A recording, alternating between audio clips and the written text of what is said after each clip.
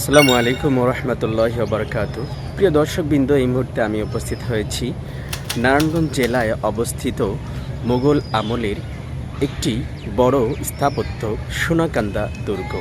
এই সোনাকান্দা দুর্গ বা জলদুর্গ মুঘল আমলে তৎকালীন বাংলার সুবাদার মীর জুমলা ১৬৫০ সালে নির্মিত করেছেন বলে ধারণা করা হয়।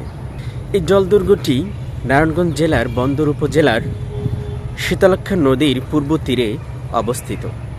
১৬০০ শতকের দিকে তৎকালীন জাহাঙ্গীরনগর শহর, বর্তমান যেটাকে ঢাকা শহর বলা হয়, এই বর্তমান ঢাকা শহরকে বহির্ভূত শত্রুদের হাত থেকে রক্ষা করার জন্য এই সোনাকান্দা দুর্গটি নির্মিত করা হয়।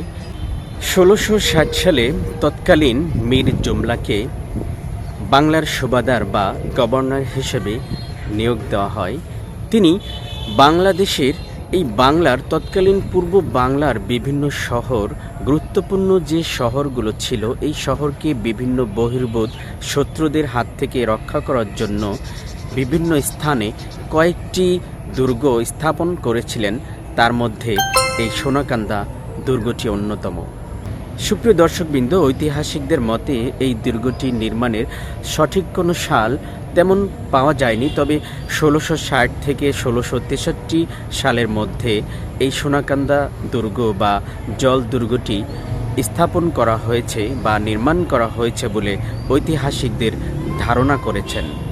তবে এই সোনাকান্দার দুর্গের মধ্য থেকে বিভিন্ন রকমের অস্ত্র, রাইফেল, বন্দুক থেকে শুরু করে বিভিন্ন রকম বাহিরের শত্রুদের আক্রমণ করার জন্য যে আশ্চর্যজনকভাবে নির্মিত করেছিলেন তা আপনাদেরকে একটু দেখানোর চেষ্টা করব। ভিতর থেকে কিভাবে তিনি রাইফেল বা বন্দুক বাহিরে শত্রুদেরকে আক্রমণ করতেন।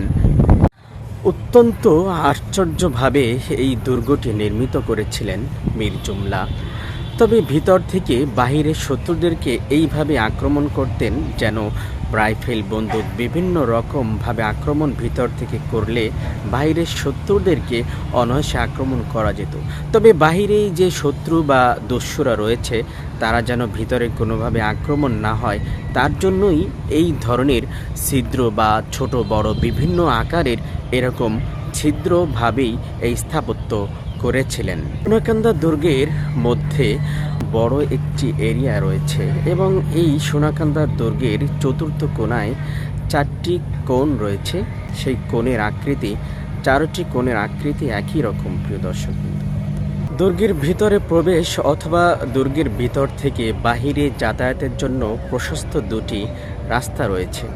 সোনাকান্দা দুর্গকে ঘিরে অসংখ্য এরকম বিচিত্রময় কাহিনী প্রচলিত রয়েছে। প্রিয় দর্শকবৃন্দ, যেমন বিক্রমপুরের জমিদার কেদার রায়ের মেয়ে স্বর্ণময়ী কোনো একদিন শীতলক্ষ্যা নদীতে স্নান করতে এসেছিলেন এবং তখন স্বর্ণময়ীকে জলদস্যুরা অপহরণ করেছিল এবং অপহরণ করার পরে তখন তৎকালীন সোনারগাঁয়ের ইশা এই স্বর্ণময়ীকে তাদের সেই জলদস্যুদের হাত থেকে রক্ষা করেছিল এবং তখন এই স্বর্ণময়ীকে ইশা এই সোনাকান্দা দুর্গে আশ্রয় দিয়েছিলেন। প্রিয় দর্শকবৃন্দ, তখন আশ্রয় দেওয়ার কারণে এই জমিদার কেদার রায় কি করেছিলেন জানেন?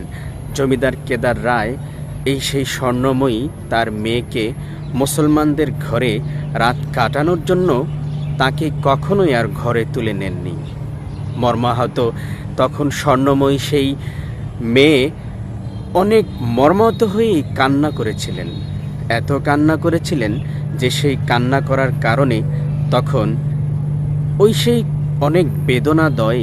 অনেক বেদনা হওয়ার পরে কান্না করার কারণে তার কান্না বিজড়িত হওয়ার কারণেই এই দুর্গের নাম দেওয়া হয়েছিল সোনাকান্দা দুর্গ।